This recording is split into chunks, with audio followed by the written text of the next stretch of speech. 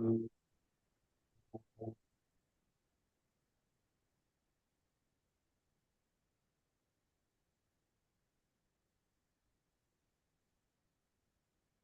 right, let's get underway. Welcome and thanks for joining. My name is Wade Crowfoot, and I serve as our California Natural Resources Secretary.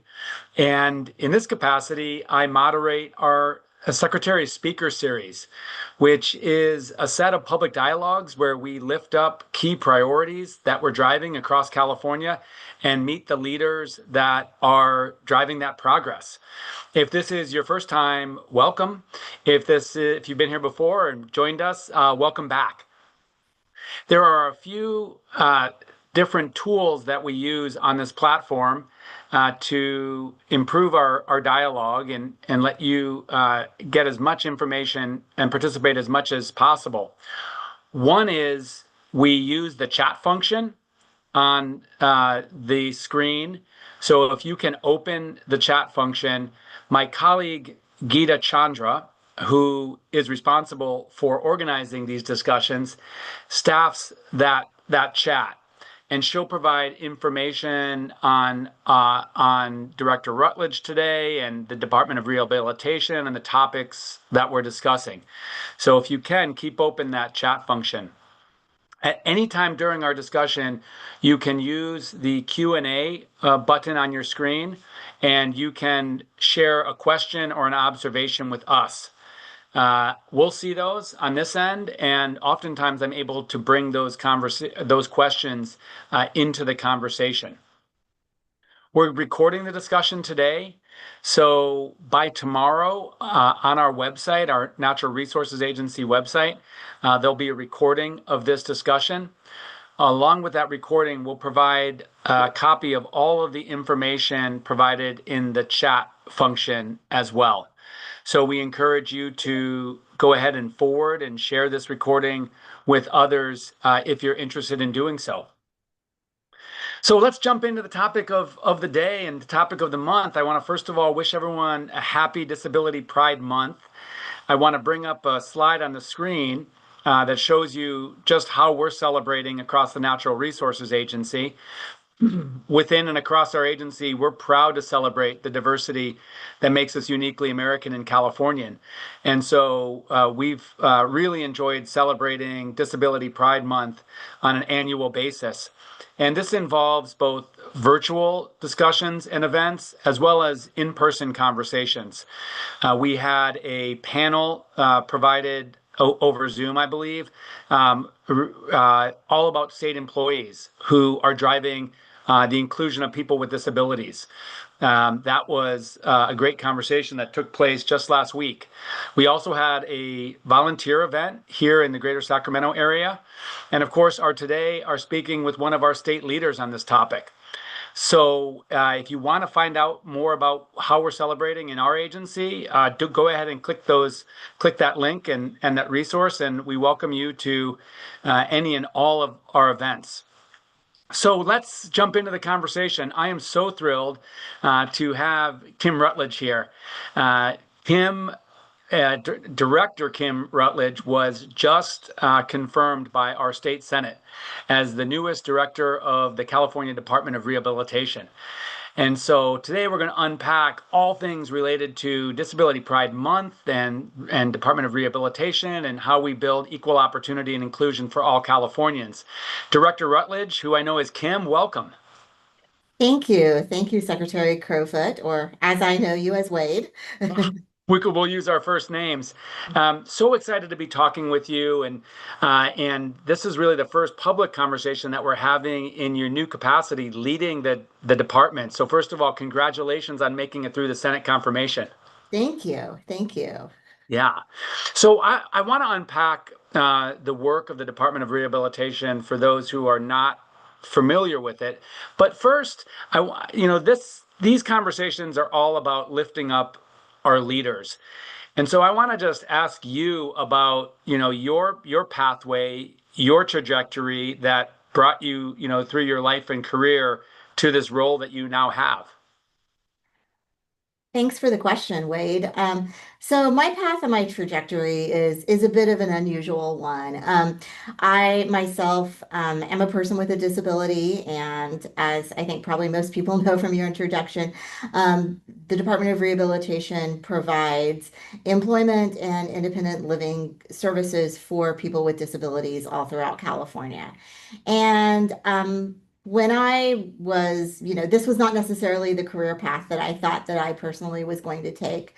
I grew up in the Midwest, was born with my disability, and when I was in high school, my family was approached, myself and my family, during like a school IEP meeting, we were approached by a vocational rehabilitation counselor who came from the local vocational rehabilitation office. We had never heard of them before.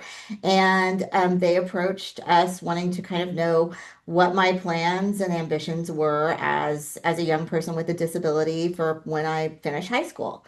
And I wanted to go to college. At the time, I was really interested in journalism and had, already been looking at colleges and but also really kind of wondering how I was going to navigate a lot of those things as a young adult with a disability and as a person who has some very specific functional needs. I have to have help with a lot of my activities of daily living and things like that. And, I'd always relied on family and friends of family and such. And so the idea of going away to college was, a little baffling to my family at the time, but definitely something that we wanted to explore and wanted to do. And so the vocational rehabilitation counselor that was connected with us helped us really navigate the resources for me to be able to go out of state to college, get through my bachelor's degree in 4 years,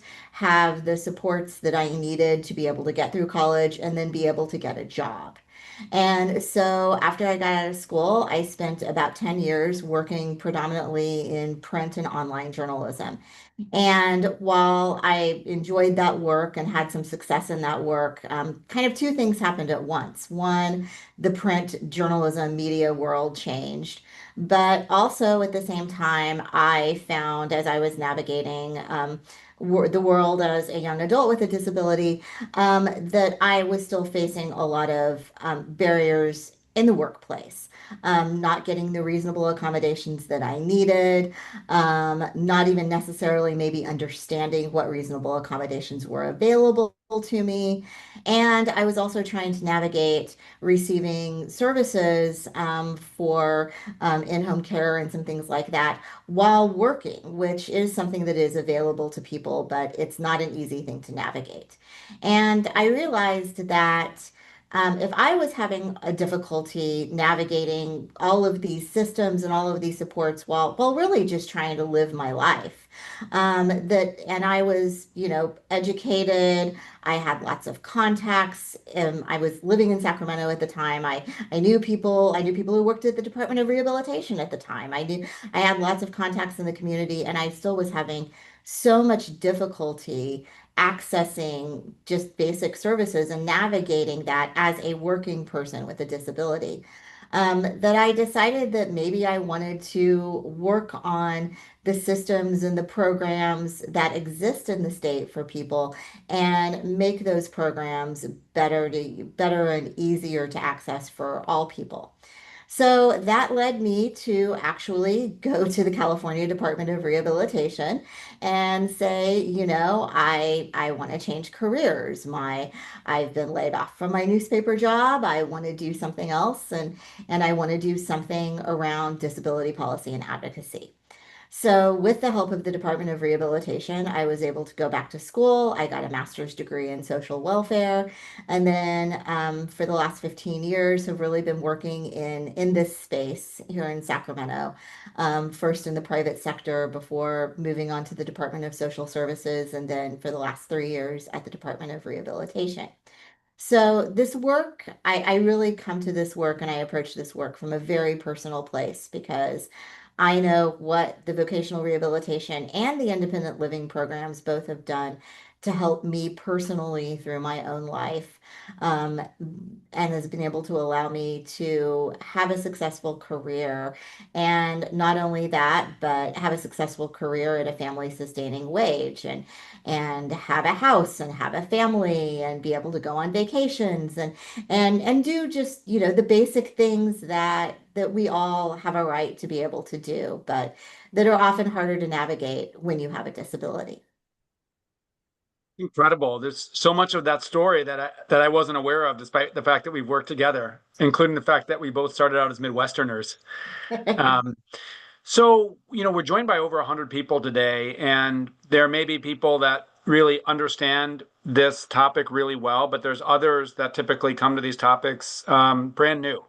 So maybe at the highest level, let's talk about disability and in America.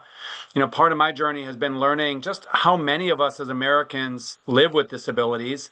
I saw a figure in the last day that suggests, 70 million or Americans, over 1 in 4 Americans live with some type of disability, whether that's something that's a visible disability or so-called invisible disability. Can you just talk about how broad this community is? It's really quite a huge community across our state and country.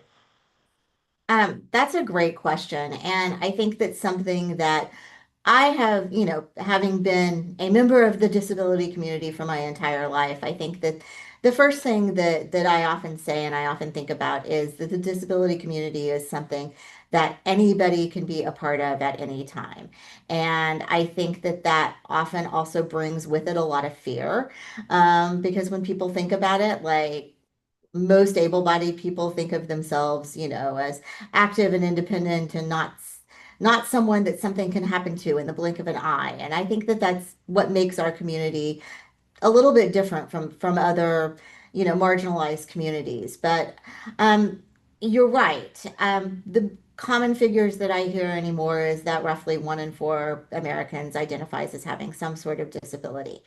And that has changed a lot, I think, in the last 20 or 30 years, because I think the way that we define disability and the way that especially younger generations lean into disability is so much different. And I think that here on Disability Pride Month, I think that as I look at, the younger generations really leaning into their ownership of disability, I have a young adult stepchild who has ADHD and some neurodivergence. And when we were growing up, I don't know if that was something that necessarily we defined as a disability.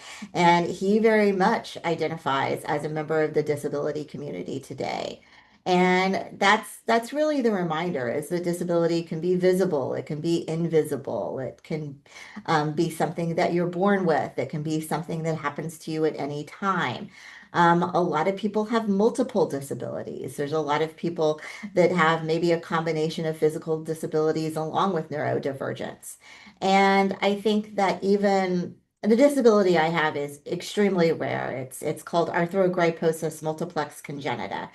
Which is a huge mouthful that essentially means that I have a lack or weakness of the muscles that connect my joints. And it's something that happens in utero, and they don't really know much about it beyond that.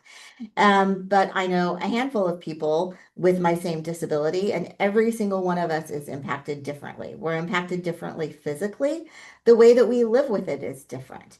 And I think that that is such an important piece also, is that disability is such a wide-ranging thing, and even within an individual disability, the way that each individual experiences it is so different.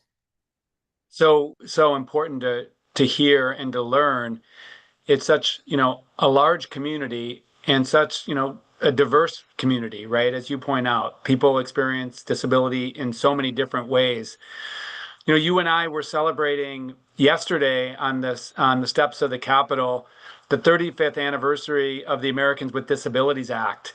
And I was reflecting on how proud I am as an American to live in a place that has that commitment to providing opportunity for those living with disability. Can you just talk a little bit about the ADA and what it means from your sort of leadership perspective and your perspective as a professional that's really driving for inclusion and opportunity?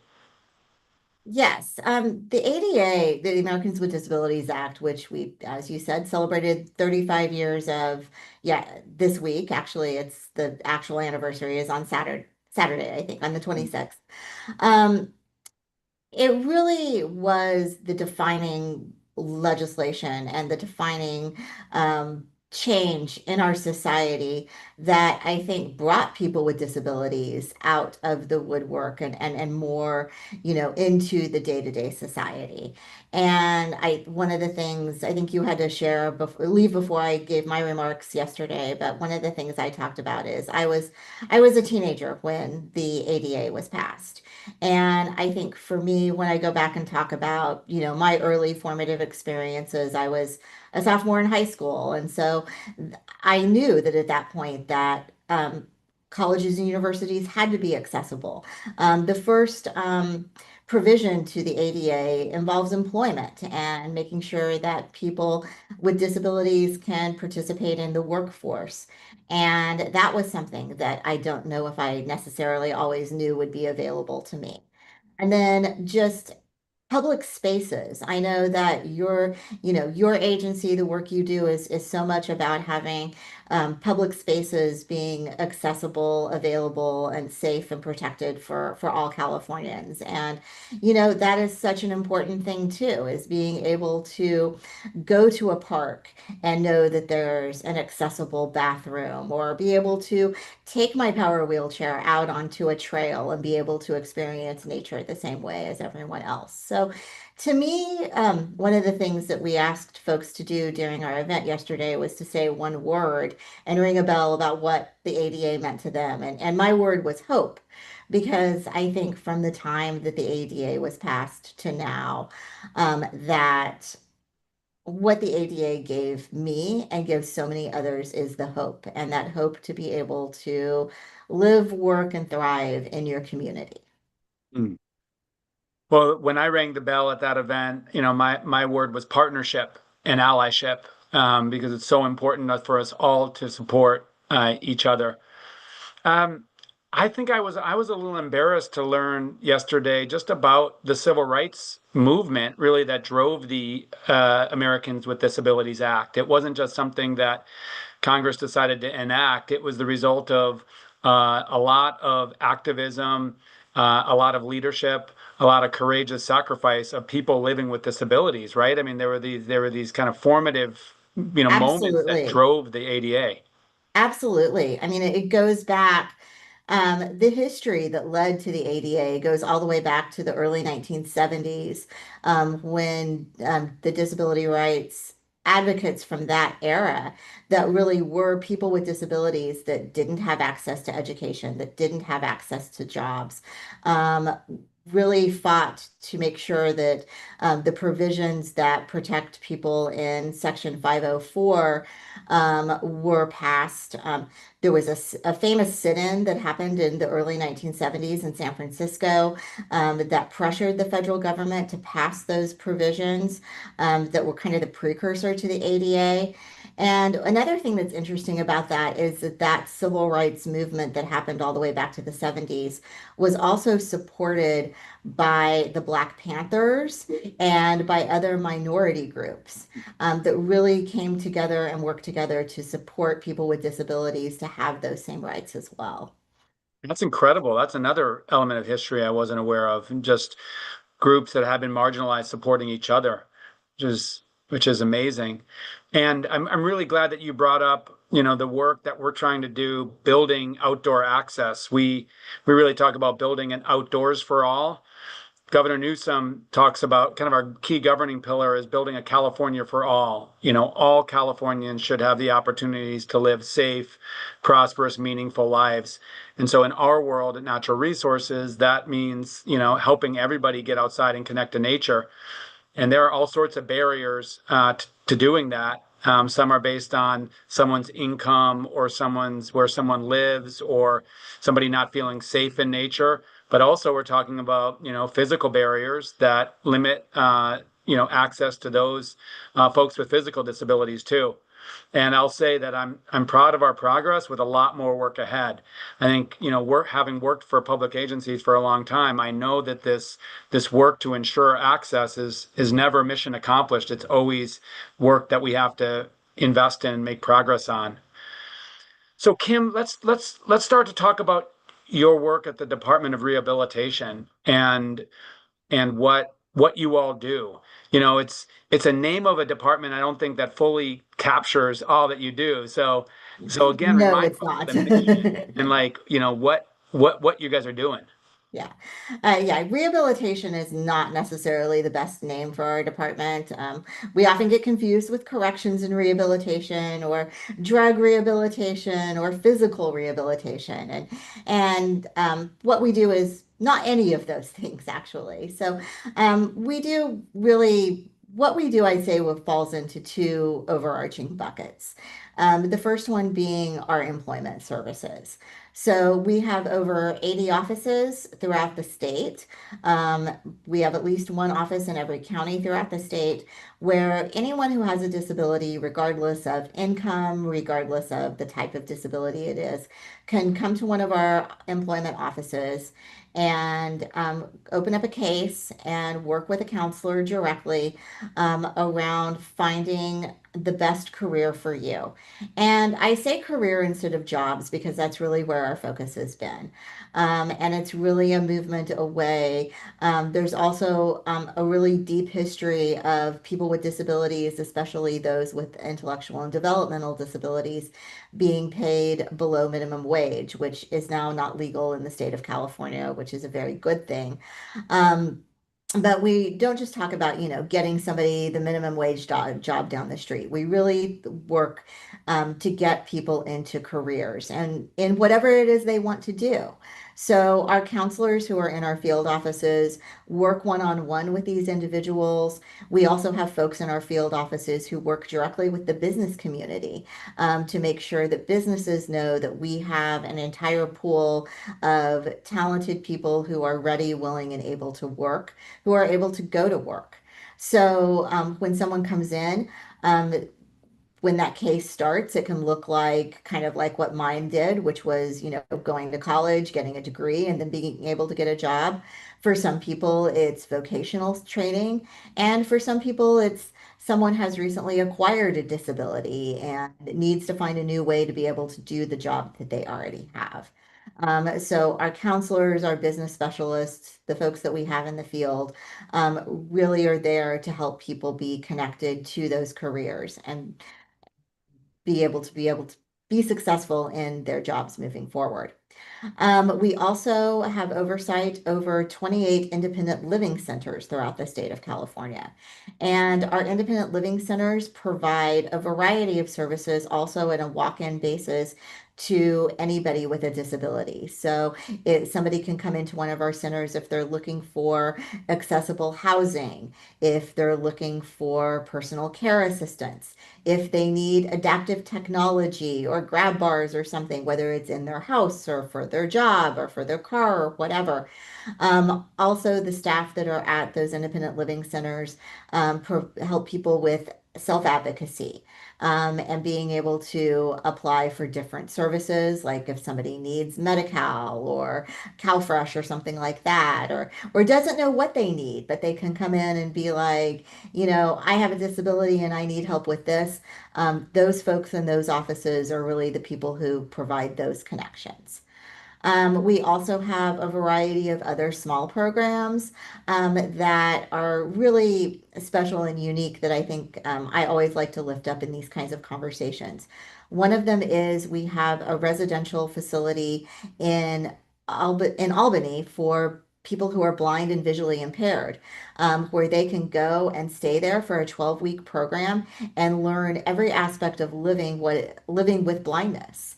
So they learn everything from how to navigate the kitchen to how to use adaptive technology and screen readers and such. That center is also right across the street from a BART station. So they learn how to navigate public transportation and being able to go different places as a person with blindness. And that center is, DOR is often referred to as a best kept secret in California. And I would say that it's called the Orientation Center for the Blind. And that is maybe one of the best kept secrets of the best kept secret, as I like to put it. We also have programs for people who have had traumatic brain injuries, programs to help people transition from living in nursing homes to being in their own community, just a whole variety of things. But all of it is really with that focus on being able to give people with disabilities all of the tools that they need to be able to thrive in their communities. Incredible. It's an incredible set of services. And if you do the math and we think about, 70 million Americans living with self-identified living with a disability, and we break down it by about, 10% of that, being California population. I mean, we have millions of Californians that are living and working and thriving in California with disabilities. And to your point, I bet you a lot of them may not know of all the stuff that you guys are able to offer. Let me tell you, as a person with a disability, I didn't even know everything we had to offer until I came to work here. So, Yeah.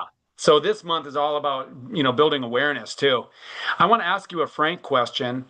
What's the difference between a really good employer to work with from the department, like as the Department of Rehabilitation, the employment, services division working to help somebody, find that career, build that career? What's the difference between a really good employer and a really bad employer? ooh, that's an Or, interesting. you could put it more constructively than that. But I think a lot of people need to understand it's not just about, you know, of course, vocal support, for folks with disabilities. It's actually about ensuring that their workplace, the place they work, is a place that can welcome folks that would be great workers but have disabilities.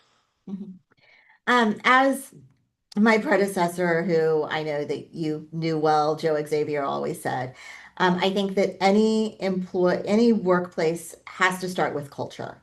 And I think that whether that's public sector or private sector, it's a culture that is welcoming of people with disabilities and not afraid. And I think that I spent a lot of my career in the private sector and a lot of my career as the only person with a visible physical disability, maybe out of hundreds of employees. And I had to kind of navigate that on my own. And I had to do much of the research on what I was entitled to in terms of accommodations and what I wasn't entitled to.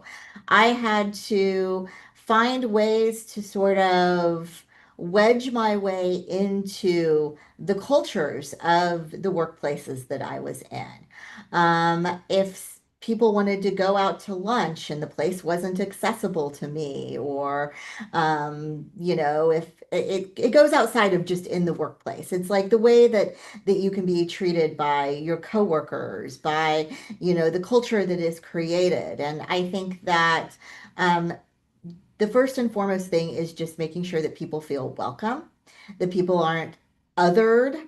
I remember one time being in a job in the private sector where people came in to give flu shots. They had like nurses that came in, and everybody who worked there that wanted to could go get their flu shot.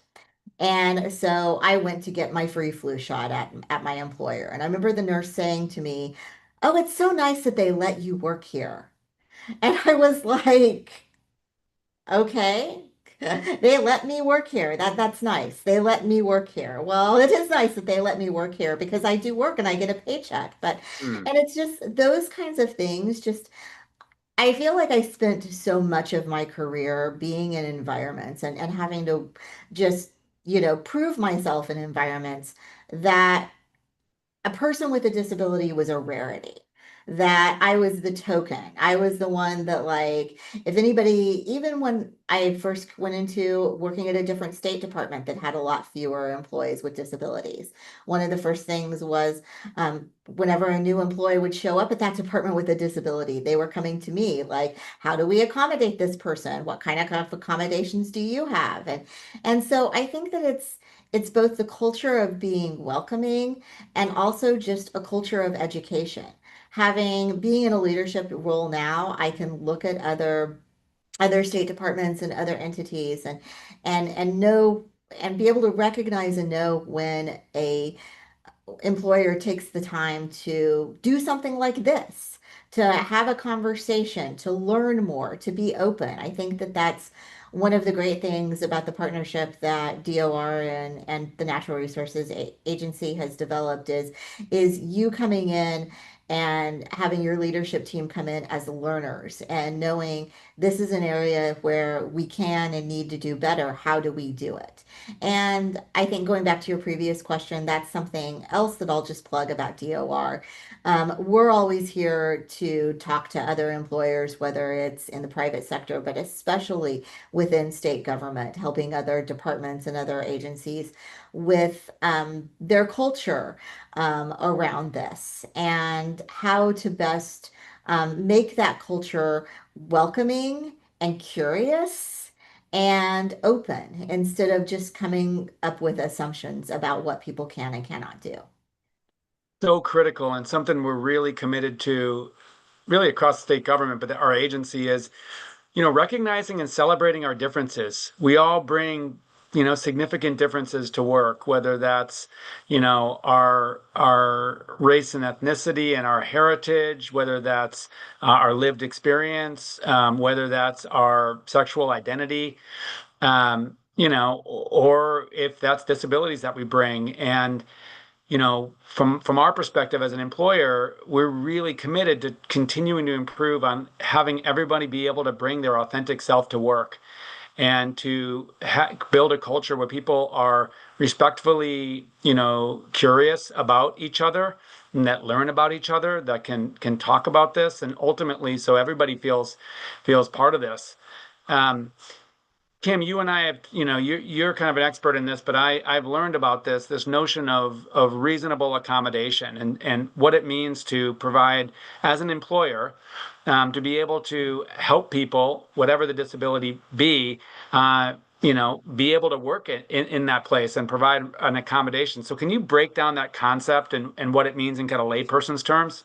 Okay, I'll try, and I'll start out by saying that first of all, I'm not an expert on reasonable accommodations, and there are people who are. It's very complex in the law, but the long and the short of it is that a reasonable accommodation is anything that allows an individual to do the essential functions of the job.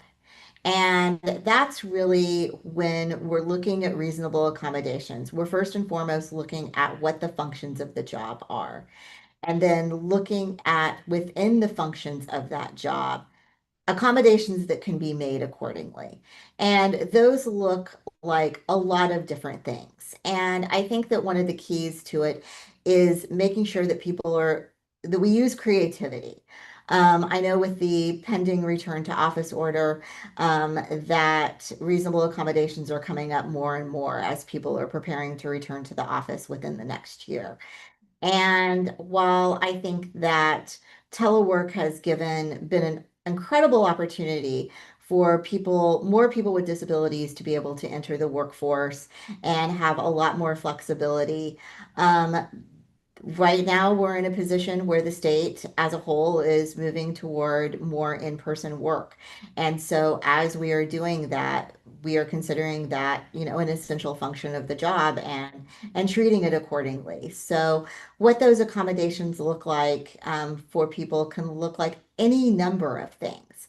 A lot of people have sensory disabilities and anxiety and things like that. And so we're looking at things like quiet rooms, use of service animals or emotional support animals, moving someone's cubicle or desk closer to the restroom or closer to the stairwell.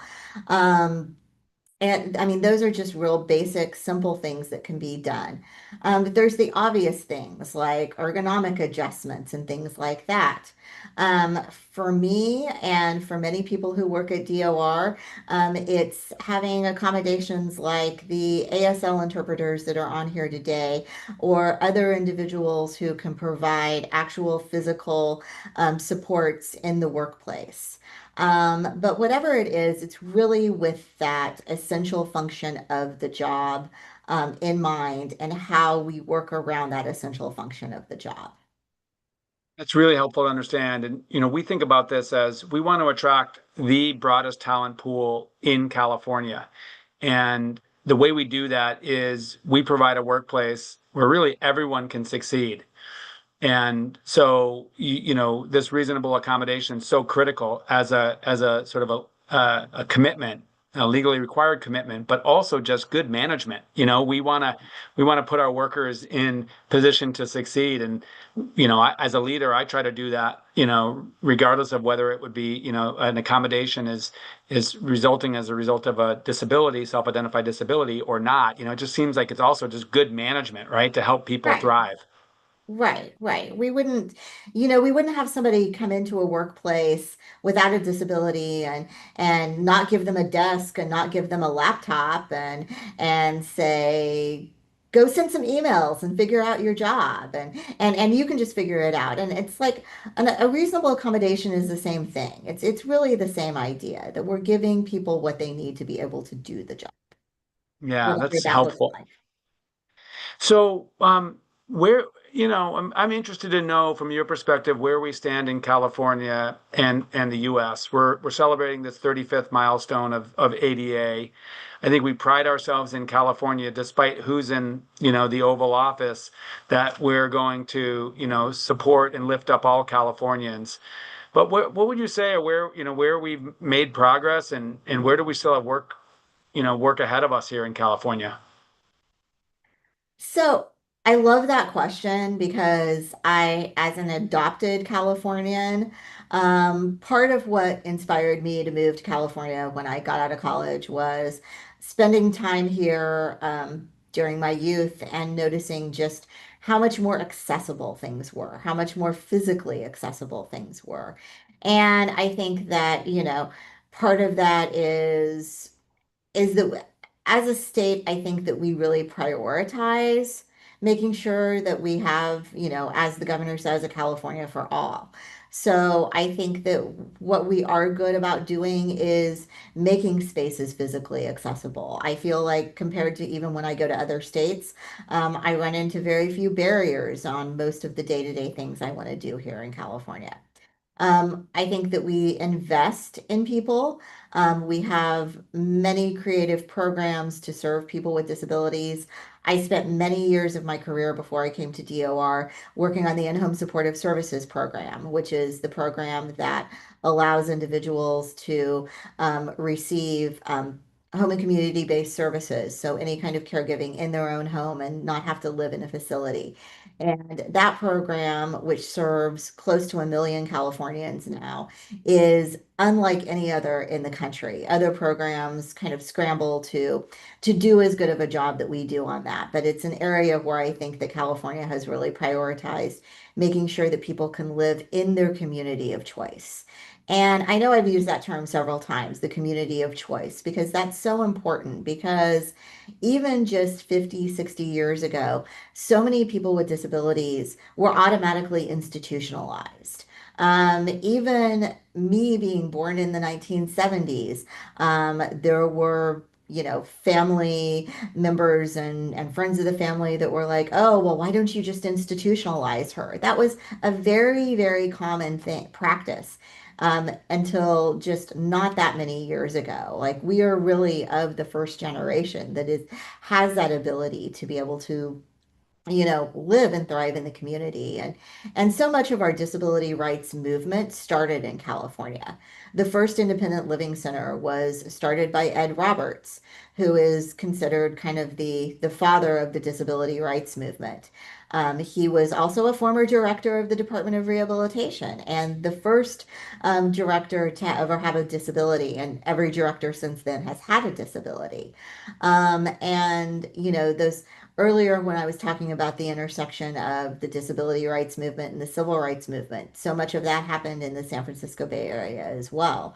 So, in so many ways, throughout my whole life as a person with a disability, I've really seen California as sort of the home of the disability rights movement, the place where it's all started and it's all spread out and grown from where it started here. And I think that we still have a lot of pride around that. And a lot of energy around that still. And I do work with people all over the country in vocational rehabilitation and independent living. And they really look to California to see the things that we're doing and how we are leading in this space still. That's amazing. So let me ask the flip side of that question. Where do we need to continue to make more progress? As you alluded to earlier, we're in such challenging times right now. We're in challenging times federally. We're in challenging times with the budget. Um, And I think that it's really just st no matter what our fiscal situation is, no matter who's in the White House, I think that we need to not lose our own commitment, not lose our way. Know that this is where the movement started. Know that we are leaders in this movement, and make sure that we are continuing to not just protect what we already have, but find ways to always continue to make it better. That's so helpful to understand.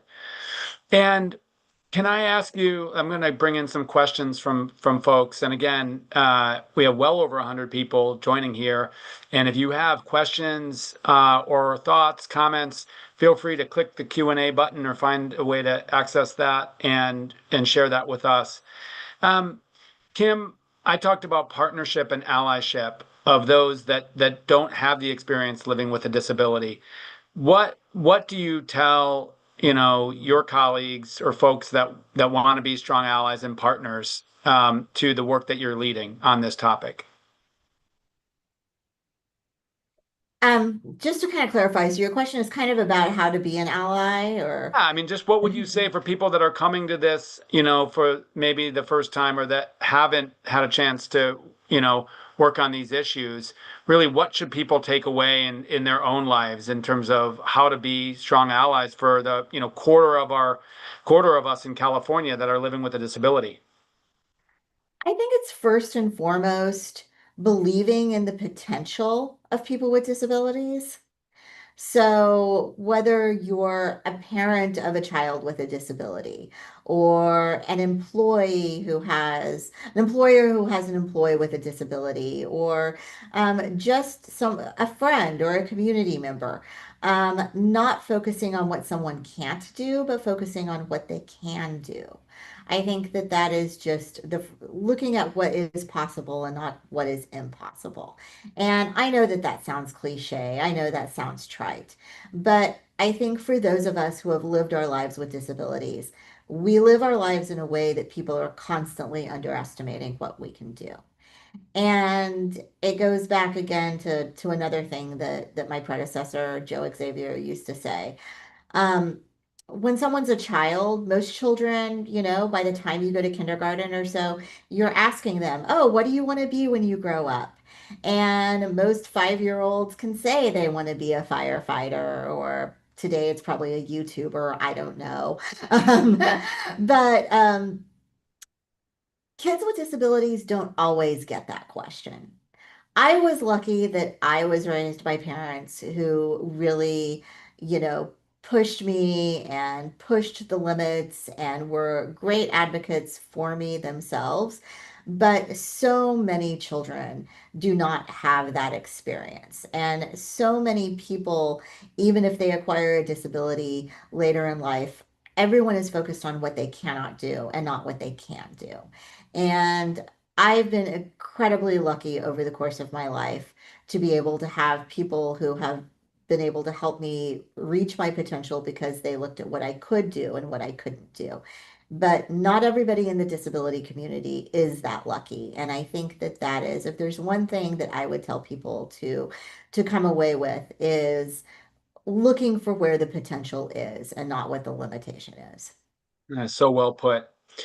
Joyce, who's joining us, asks, what are specific things that departments can do to raise disability awareness in their departments?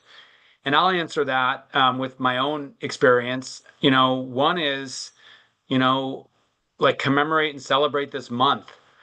I'll be honest, we were 3 years into celebrating our different months, like Black History Month and Women's History Month and LGBTQ plus Pride Month before actually, folks said to us, you guys don't have a month focusing on people with disabilities and you're not doing Disability Pride Month. And we were open-minded and we said, you know what? That's absolutely true. And that comes more from ignorance than a conscious decision. So we've been on this journey in our own agency, to learn and to lift this up. And we do that, not suggesting that we've figured out how to be an agency that's always right and leading on this, but we're having the conversation, And Kim, I'm so thankful to you, for your open-mindedness and spending an hour amidst the job, like helping our departments. So it seems like just having the conversations and lifting this up. But then the other piece that I've also learned is look at our own workplace, look at our own hiring processes. Are we an inclusive employer? And what we've found is there are ways that we can improve our hiring, our recruitment, our physical workplaces, our processes to be a place that people can work, regardless of their specific disability. I think that's another thing is just to look in the mirror. Absolutely. Absolutely. And again, it's like I brag about you all the time. I always, in lots of settings, I say, the Natural Resources Agency, which is outside of, DORs within Health and Human Services. And within kind of our own Health and Human Services realm, I think that we do a pretty good job with this. But I think that it kind of because so many of the services that we're providing and the programs that we work on do have a tie to disability. It just is sort of a natural to have people with disabilities as a part of that.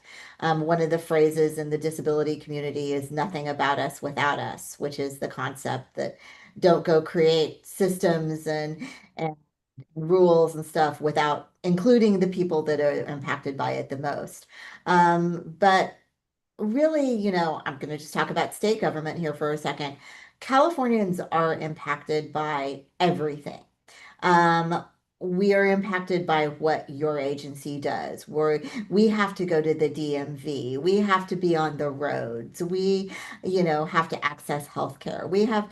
And as we've stated many times here today, 1 in 4 of us are people with disabilities. And so I think that when I'm talking to other state departments and agencies around hiring people with disabilities, a very important piece of it is knowing that even though maybe the work you are doing in your agency is not necessarily disability work, all the work you do affects all Californians, and millions of us are people with disabilities.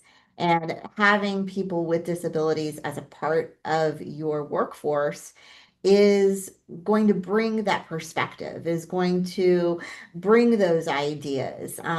You know, I'll admit I don't know everything that the Natural Resources Agency does, but I know that, if you have an employee who understands how to navigate a beach in a power wheelchair, they're going to bring knowledge and expertise and that lived experience that someone else might not necessarily bring. And I think that that's just so important that everything we do affects all Californians. And just because you have a disability doesn't mean that you're not, accessing the same services, accessing the same um, organizations that everyone else does. It's so true. Working together with people that are different than us ultimately makes us stronger as an organization.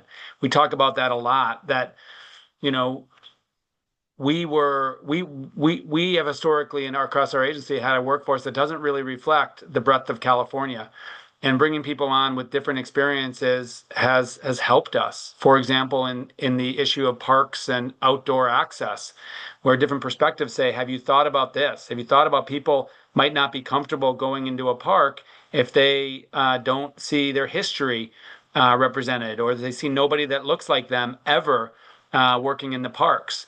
I had a colleague in the city and county of San Francisco, Jonathan Lyons, who happens to be blind. And this was the advent of electric vehicles. And we were talking about safety in electric vehicles. And he said, do you realize that safety, electric vehicles, while being good, are very quiet. And we have to think about how people not only people that are blind, but people that might not be looking. How are we going to address this, right? Like that was a perspective that we'd never had, nor would we have if if he hadn't been on the team thinking that through. So That's I'm that's a I great example. That's a great example too, because my husband just got an electric vehicle about 2 months ago, and it's so quiet. And I work with a lot of blind people, and I've often thought, like, oh my gosh, how would someone even know this is coming? But it's got the little music when it backs up that yeah makes that noise, but you have to know to listen to it. And that's a great example of, and that's the yeah. same thing for everyone, not just someone who's blind. Totally. And there's more examples where that came from, but I won't bore us with that. I want to get into a couple more things. Arvin, who's a colleague at the California Air Resources Board, which we know as CARB, works with the Clean Transportation Purchase Incentives. Speaking of electric vehicles, how to actually obtain cars, e-bikes, mobility vouchers. He wants everybody to know that their programs offer adaptive options.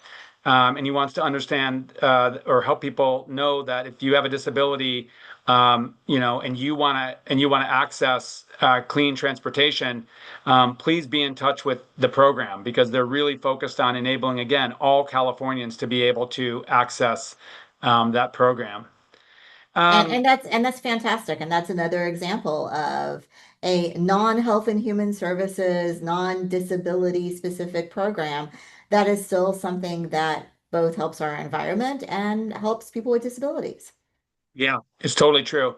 This is kind of a brass tacks question about the federal budget cuts. Raymond explains that a very large portion of the vocational rehab budget is funded by the federal government.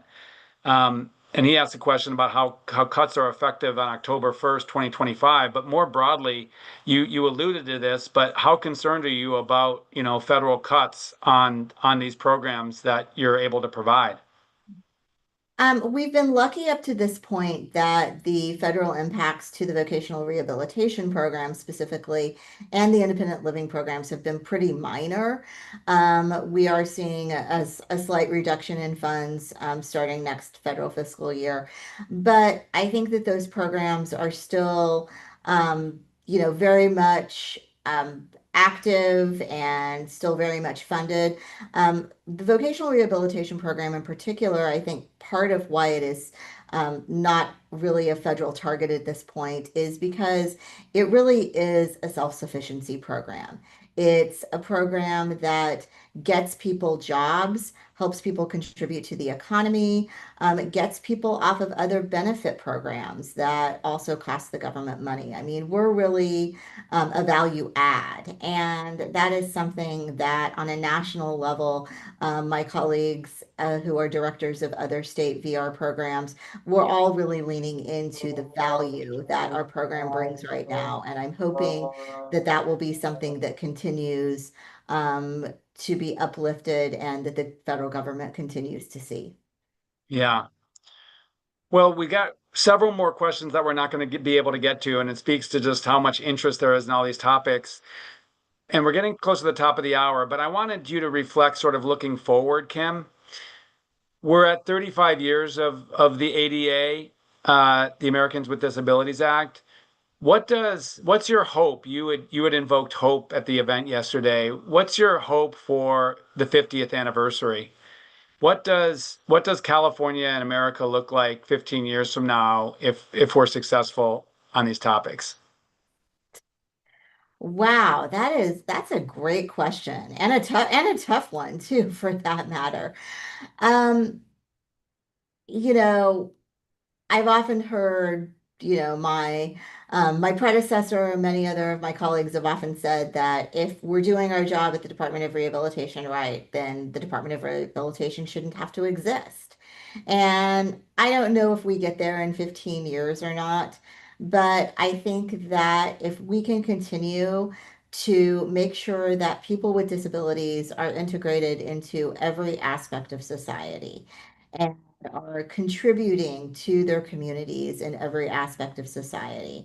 And if we continue to have more and more people, that the unemployment rate for people with disabilities does still remain low. And it remains so low largely because um, a lot of people with disabilities don't even bother seeking employment. They don't even, because they're going to lose benefits, or they don't think they can, or they don't think that they would be able to find the right kind of job. If we can continue to get more and more people in the community in every possible way, working, not in institutions, living in their own homes, contributing in every aspect of society. Having every aspect of society look like what society really is, I think is always going to be a win. And having folks from the time that they are young, as I mentioned, having that hope of being able to be whatever you want to be when you grow up, no matter what your disability is, and do whatever it is you want to do. I think that that's really where we win in the end. Yeah, I love that. And to me, no better place in California to fulfill that promise, right? Uh, Absolutely. so many of us, probably you and me both, we came to California because of opportunity and because it's a place where you can thrive and you can succeed, really regardless of your past and I would argue often, regardless of things that may hold you back in other places. But we have work to do. And I'll be the first one to say that, leading a large state agency, there's more that we can do to enable that opportunity in our agency and in our state parks and across the state. So, gosh, this has been an incredible conversation, Kim. I'm so thankful for what you're doing. I'm thankful you're in the role. What does the next couple few months look like as you now are confirmed by the Senate and of course assuming the sort of formal leadership? I am going to be spending a lot of time in the field. We have, as I mentioned earlier, 80 offices throughout the state, divided up into 12 geographic districts. And so I am really excited to travel around the state, get to know what our counselors and our staff are doing. We have so many great partnerships and so many different programs in our very local offices that are hyper local that I'm excited to learn more, to engage with people, and really look at ways that we can continue to be innovative, ways that we can continue to bring more people in and get more people jobs and get more people what they need to be able to succeed. That's incredible. When you're gonna be busy with 80 offices. I don't know if I'm going to make it to all 80, but I'm making it to all 12 geographic districts is my Yeah, goal no, I hear there. you. There's So 280 state parks, and I can guarantee you I'm not going to make it all to those in my 8 years. Um, I'll just say, sort of in conclusion here, I know, Kim, you and your team at Department of Rehabilitation, for others that are part of a public agency or a state agency that want to figure out how they and how we can be more leaders, be more inclusive, more accessible. I know that there's an open invitation to work with Department of Rehabilitation on that. We've utilized, some of your team's expertise over time in terms of creating more inclusive hiring processes and workplaces. I'll also share, we're getting some interesting questions about, funding for things like accessible trails. Otis in Colfax says they're working to want to develop an accessible trail. And are there folks that can be helpful with that? Um, and I would then actually prompt this last slide for follow-up, like the question that Otis has. If you have questions or suggestions based on this discussion today that you're hoping for follow-up on, please email us at this email that is visible on the screen, which is secretary suggestions at resources.ca.gov. Again, secretary suggestions at resources.ca.gov, and we'll work to provide links and folks that can be helpful to follow up. Kim, just kudos on the work that you and your broad team across the department are doing, really across the state. Congrats on getting that Senate confirmation, thank you. and good luck as we continue to work together. Thank you so much for the opportunity to be here today. As I said, I do brag about this partnership that we have, and I'm so glad to see and be able to work with leaders like you who are willing to dive into the scary and vast world of disability and really are taking a lot of ownership of it. And I'm so excited to do more with you and more with your agency to continue to promote a California for all. Us too. So onward. Thanks Onward. everybody for joining. Have a great rest of your day and rest of your week. And most importantly, happy Disability Pride Month.